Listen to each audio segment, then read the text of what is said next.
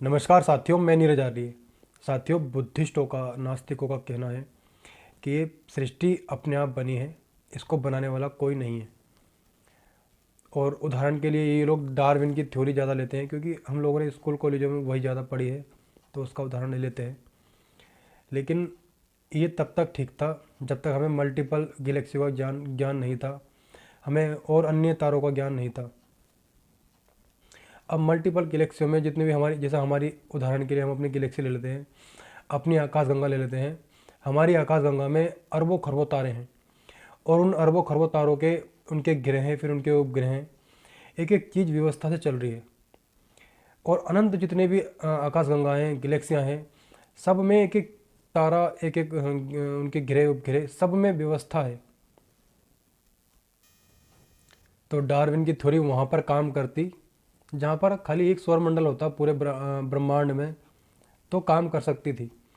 लेकिन जब यहाँ पर मल्टीपल गैलेक्सी की हम बात करते हैं, अनंत तारों की, अरबों खरबों तारों की हम बात करते हैं, सूर्य की बात करते हैं, तो वहाँ पर ये थ्योरी अपने आप में फेल हो जाती है।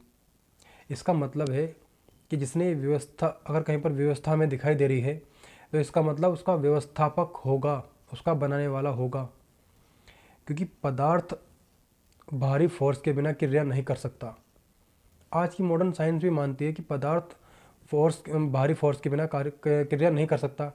अगर हमने ईंट, पत्थर, सीमेंट आदि एक जगह फेंक दिया तो क्या मकान अपने आप बन जाएगा? नहीं बनेगा। उसे बनाना पड़ेगा, व्यवस्था देनी पड़ेगी, किचन, कमरे कहाँ कहाँ हमें बनाने हैं। तो यहाँ पर डार्विन की थ्योरी फेल हो जाती है, नास्तिकों का मत यहाँ पर फेल हो जाता है। हम आर्य लोग एक सिद्धांत को मानते हैं कि बिना कारण के कार्य असंभव है। दुनिया में जितने भी कार्य हो रहे हैं उसके पीछे कोई ना कोई कारण है। यह अपने आप में ही मूर्खता की बात है कि अपने आप बन गया। अरे बिना कारण के क्रिया नहीं होती। ये विज्ञान का सिद्धांत है, ये सिद्धांत अपने आप में सटीक है। इसको किसी भी चीज़ में आप ले सकते हैं। हमें संतान की आवश्यकता पड़ती है, क्यों? वो हमारा घर परिवार चलाए, तब हम उसकी उत्पत्ति करते हैं। हमें मकान की आवश्यकता पड़ती है जिसमें हमें रहना है। कारण है, मकान बनाने के लिए कारण है, संतानोत्पत्ति के लिए कारण है। ऐसे बहुत सारे बड़े बड़े कारण हैं जिनके बिना कारण के तो क्रिया हो ही नहीं सकती। तो ये पदार्थ अपने आप कैसे बन जाएगा, अपने आप कैसे क्रिया कर देगा? उसमें तो बेजान है, जड़ वस्तु है, वो अपने आप क्रिया नहीं करता, उसको चेतन की आवश्यकता पड़ती है।